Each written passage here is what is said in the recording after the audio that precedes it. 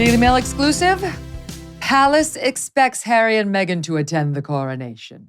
The royal staff are drawing up seating and dining plans right now for the Duke and Duchess, and presumably for their little prince and princess, who've officially adopted those titles, notwithstanding concerns they would not be granted because the royals are racist.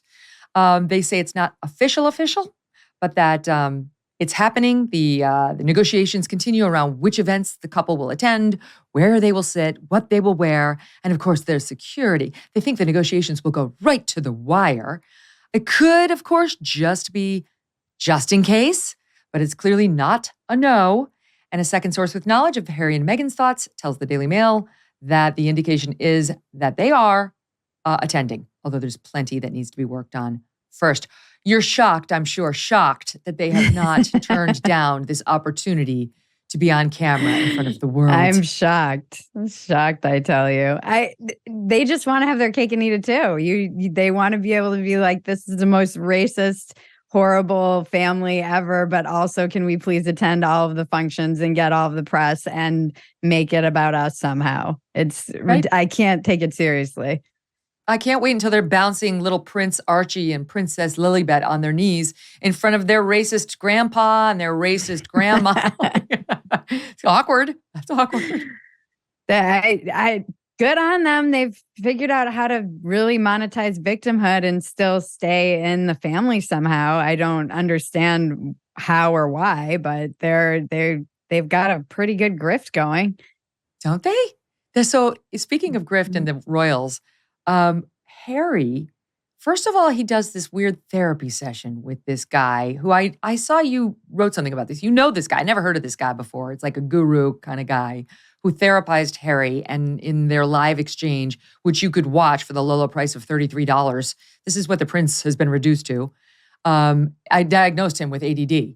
So that's what Harry did on Saturday. Then yesterday, he attended some summit where it's $1,000 a head with the CEO of Better Up, this guy, Alexei Robichaud, who urged business leaders in the room, Bridget, to reimagine work as a playscape.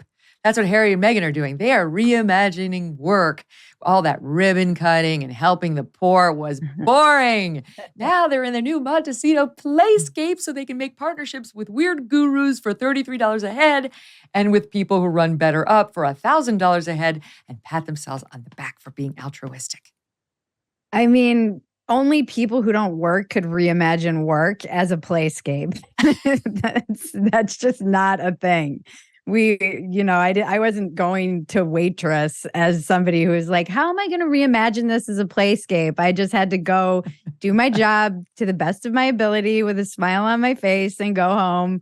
And that's what everybody does. Not everybody expects work to be this magical place. It's usually something we do to provide for ourselves and our families, and then we have time with our families and friends outside of it where we get to play and enjoy ourselves.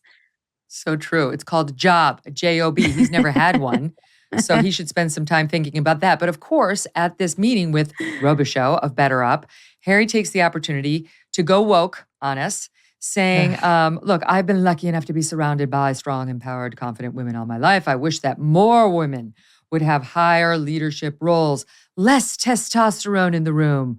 I think that would be a good thing. Oh, please. I'm so sick of his lecturing.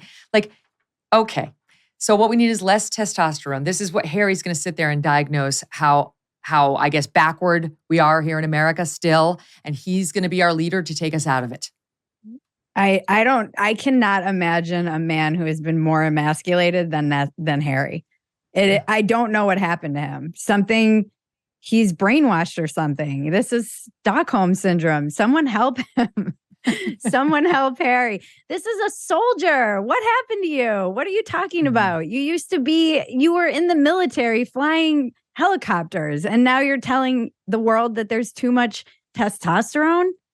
It's so true. I wish I had been in that room and I would have yelled, then get out, leave. We're done with craziness. right? Yeah, I don't understand like therapy as entertainment either. The using yourself to be therapized. And just to be clear, I don't know Gabor Mate. I know of him and his work. And I used to think some of his stuff was really good. And then now I blame him for the reason that trauma is everywhere. This little T trauma, everybody's traumatized. You traumatize your child if you let them cry it out. They'll have scars on their psyche forever. And we'll kind of trot these things out with very little evidence. And that just drives me crazy because now I see everybody everywhere saying, oh, it's my trauma. And a lot of this I kind of blame on Gabor Mate, the guy who did his public therapy session, which also seems very unethical for somebody to be doing. Mm-hmm. No, it does. I agree. Like, what kind of a therapist therapizes you and diagnoses you live for $33 a head? It's very weird. It's unethical. If this person is actually traumatized, which I do believe he's had some trauma in his life, absolutely. Sure. But why would you publicly try and put him under the microscope like that while you're diagnosing him? This is not something any kind of therapist with any ethics would ever do. Mm-hmm. Harry he seems listless. He doesn't seem like he knows what his next step is. It's not sitting for $33 a head with the guru, or $1,000 a head with the workplace needs to be a playscape guy. He really, to me, he doesn't have a clear mission. You could say the same about Tom Brady, who's been kind of listless since he left. Mudwater is a coffee alternative with 4 adaptogenic mushrooms and Ayurvedic herbs. With only a fraction of caffeine as a cup of coffee, you get energy without the jitters or the crash that comes from coffee. Each ingredient was added for a purpose. Cacao and chai for mood. Doesn't cacao always stop you in your tracks? You don't often see it written, but cacao. And chai for mood, and just a hint of caffeine, just a hint. Lion's mane to support focus. I should have had that before I read this ad. Cinnamon for antioxidants, and much, much more. Mud is Whole30 approved, 100% USDA organic, non-GMO, gluten-free, vegan, and kosher certified.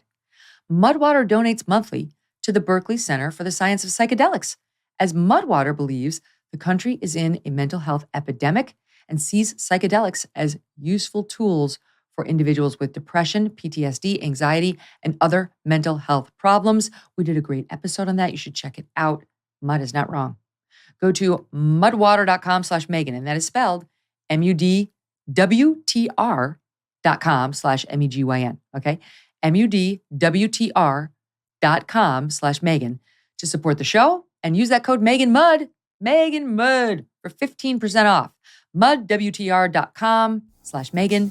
Use the code MEGANMUD. Hey, thanks so much for watching. If you like what you just saw, hit the subscribe button for more clips and full episodes.